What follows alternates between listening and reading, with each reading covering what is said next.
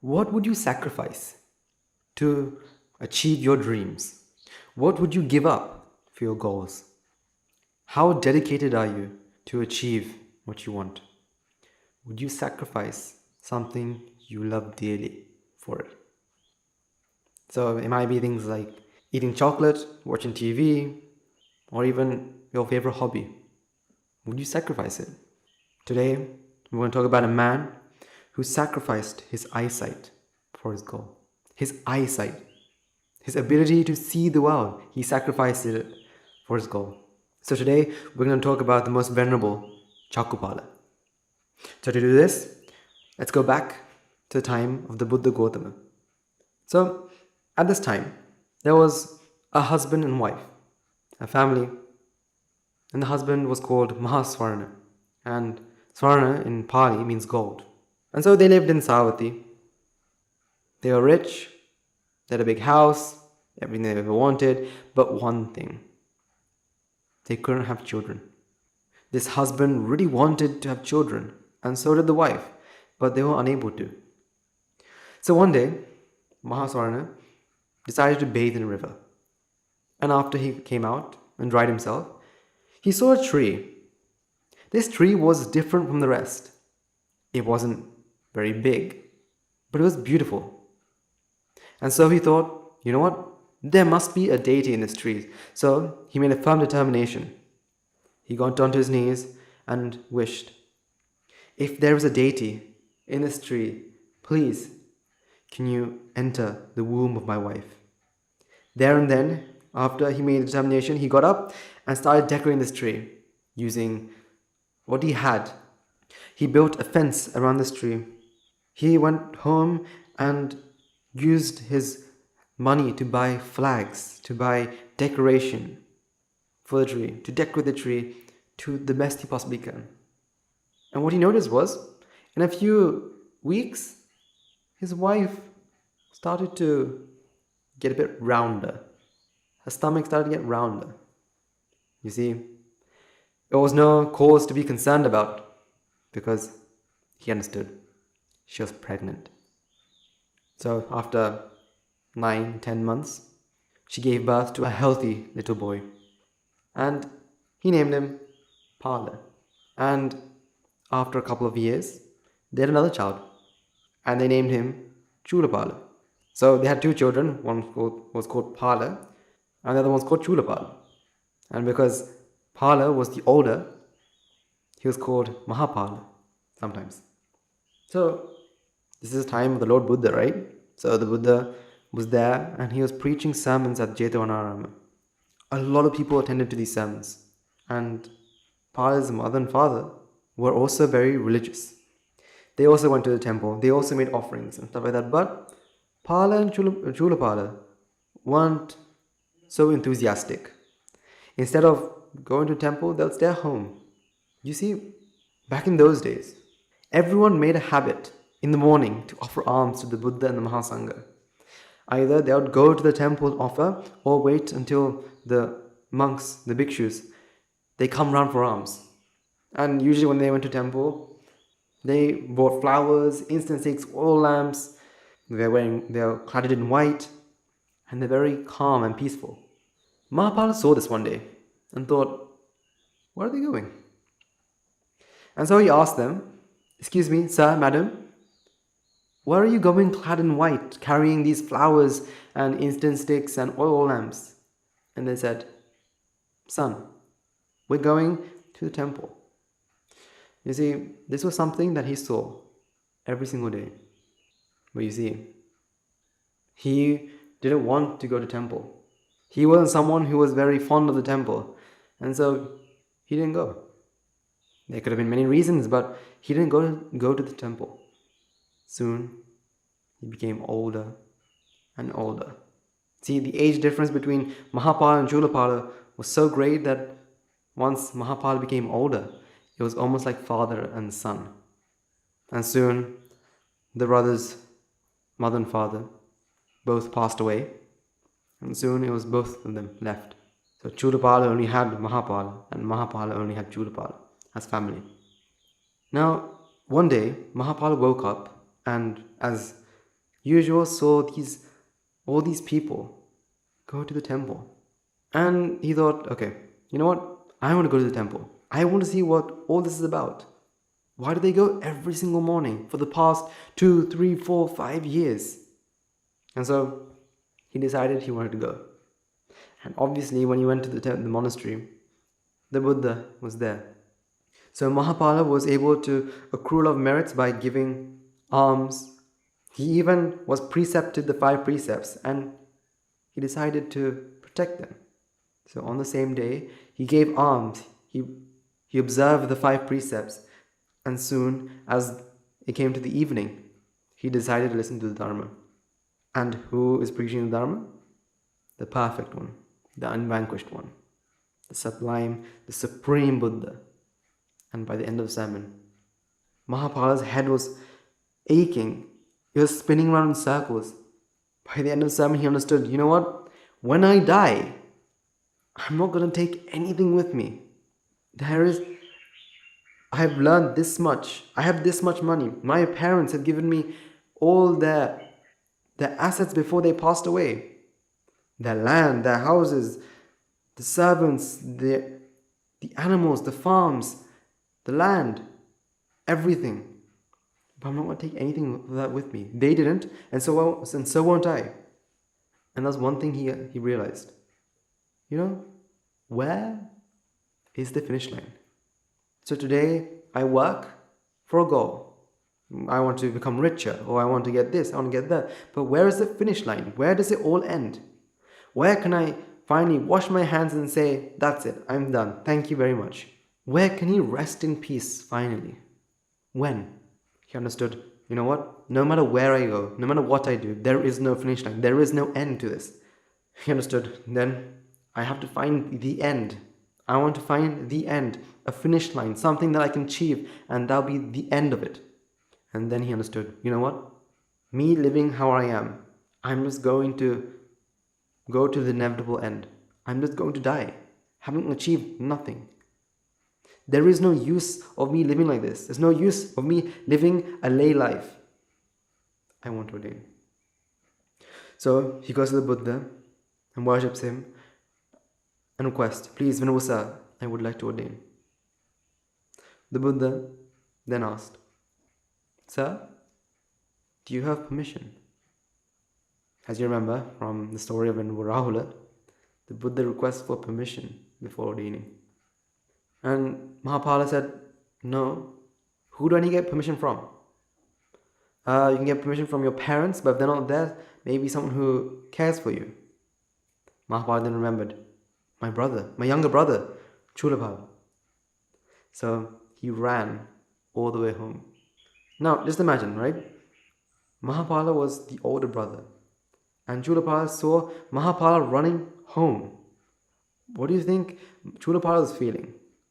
And so Mahapala went to Chulapala and asked, my younger brother, you know, take all of my money, take all of our heritage, everything that we've inherited, take it all. Take all the land, take all the paddy fields, take the cows, the elephant, all the houses that we own. I don't want any of it. Now Chulapala was confused. You could almost imagine, he even said, brother, are you okay? Why don't you want any of this? Finally, Mahapala said, Chulapala, take it all. I don't want any of it. Just give me the permission to ordain. Now, Chulapala saw his brother as not just a brother, but as a best friend, as a father. And so Chulapala was almost heartbroken and said, please, Mahapala, please, don't leave me. You're the only family I have. You can stay here with me. And although you may think a lay life is terrible, but you can stay here and do merits and you'll be able to attain Nibbana by doing that. Please. Mahapala, after hearing his brother, you can almost imagine Chulapala was even crying. That's how much he loved his brother. Now Mahapala, seeing all that, said, my dear Chulapala, I can't stay. Today, I was fortunate enough to listen to the Dharma. I was able to hear the teaching, the doctrine of the Buddha. I saw that lay life is useless. And I'm growing old. Look at me. I am not my young self anymore. You see, brother, you're young. You've got youth. You've got years ahead of you, but I don't. Please let me ordain. I can't stay here any longer. Chakkupala, his heart was broken. He started to cry. Tears started to fall out of his eyes. But what could he do? It was his brother that's asking him. He wanted his brother to be happy. He would do anything to see him smile. He would give anything. And so Chakkupala finally gave permission. Okay, Mahapala, my brother, I give you permission. Please, do what you must to be happy. Mahapala was ecstatic. He decided that he wanted to ordain as fast as possible. He went back to the monastery and asked to ordain. The very next day, he ordained and then asked his preceptor, what should he do? You see, he was very enthusiastic. The moment he ordained, he went to his preceptor, he went to his teacher and asked, what should I do? Now, his preceptor said, you see, you can either study the Dharma or you can practice the path. It's your choice. Now, Mahapala left his lay life because he wanted to achieve his goal, to find the finish line. And Mahapala was extremely intelligent. I can study the Dharma. Even though I'm old, I can still study the Dharma. But when it comes to practicing my path, I won't be able to. After I pass away, that's the end. So he asked his teacher, Venerable Sir, I have decided to practice my path. Venerable Sir, please give me a meditation object. Please give me something to contemplate on. And there, he went to the Buddha. He went to the Supreme One, the one who can read his mind and tell him exactly what he needed. By that time, Mahapala was Sotapan. He had become a stream enterer. And so he went to the Buddha and asked something to contemplate on, so he can become an Arhat.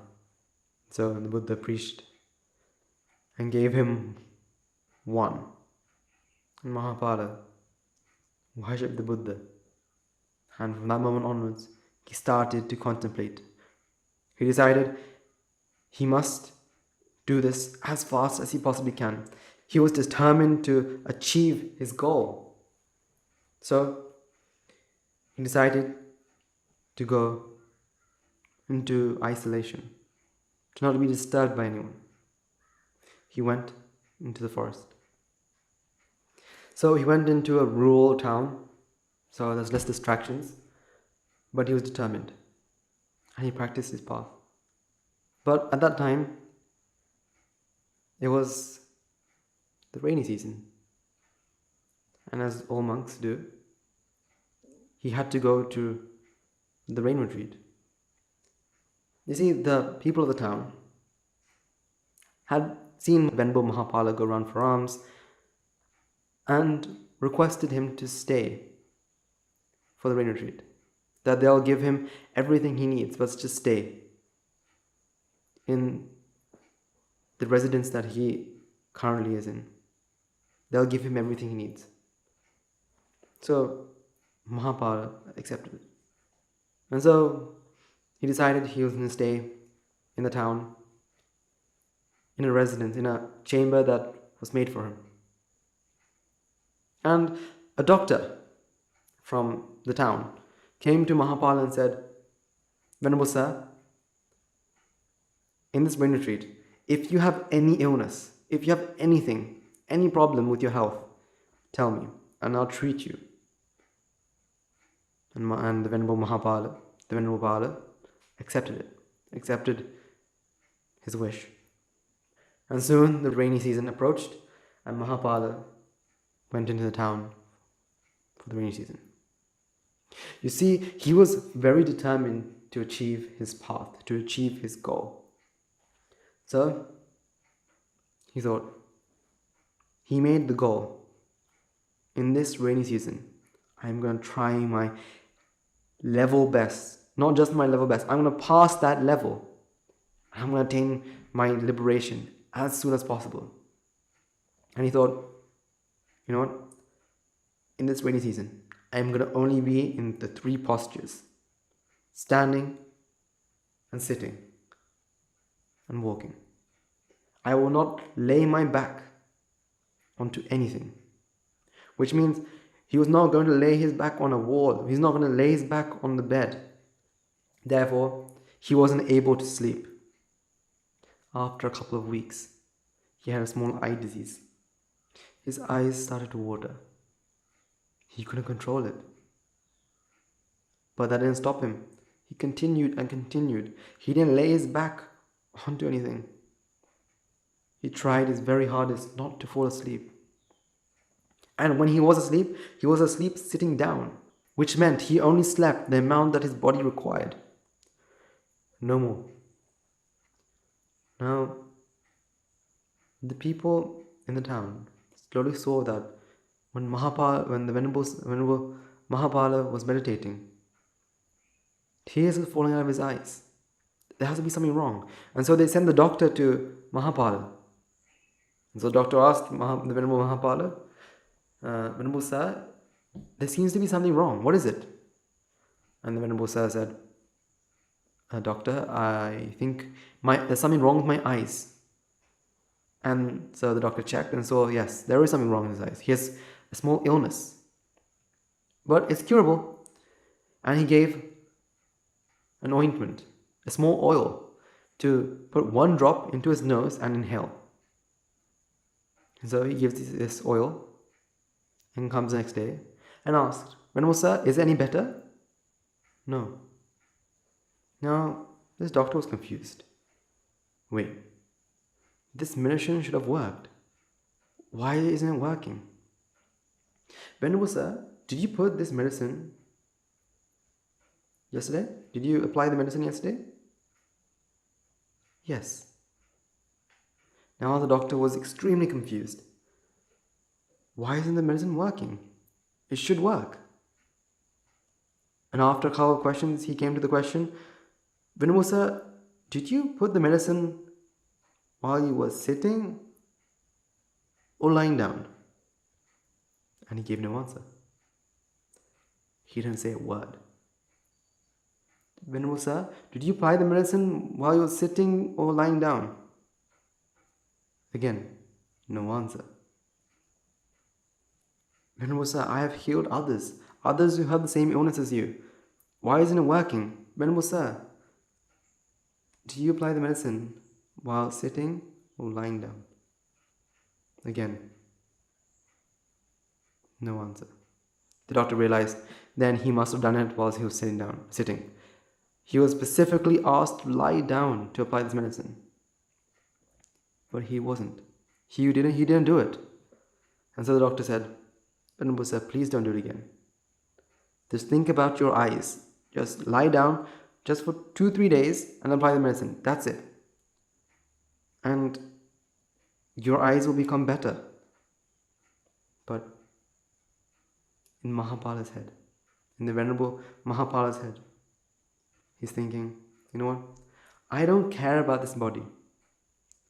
This body is proof that I'm still in samsara. This body is prone to illness. This body is prone to disease, prone to illnesses. Why should I care about my eyes? And this body, I have to meditate. I have to get out of samsara, and then I don't need eyes. I don't need a body. I'll be free. I can finally find this finish line and achieve my finish line. Because right now he can see his finish line. He knows his way to the finish line. Just like when you drive or when you walk back home, when you can see home, when you can see your house, your home, you feel so happy. Like that, he can see the finish line. But he had one obstacle, his eyes. Was he, at this moment, he was fighting inside. Was he willing to sacrifice his goal, his finish line, for his eyes? So just like before, he applied the medicine while sitting down. The doctor asked, is it better? No, sir. Is it better now? This time, He doesn't give a reply. Venerable Sir, is your illness better now? Again, no reply. Venerable Sir, look, I am one of the best doctors in this town. I can cure almost any illness. Venerable Sir, is it better? No answer. Fine. Then, if anyone asks you, who gave you medicine, just don't say my name.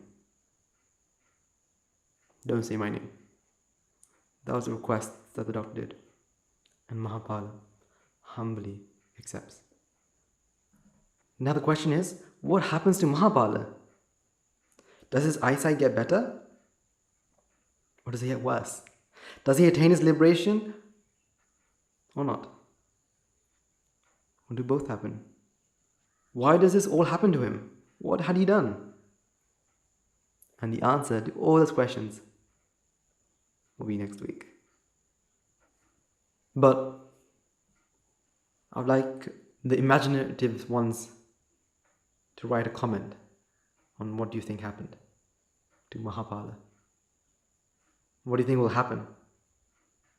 And also, for all those artists and young artists out there, you can draw Mahapala, the Venerable Mahapala, and send it to us via the email, and it should be in the description below. And we'll try to include your picture in next week's story, the continuation of the Venerable Chakkupala.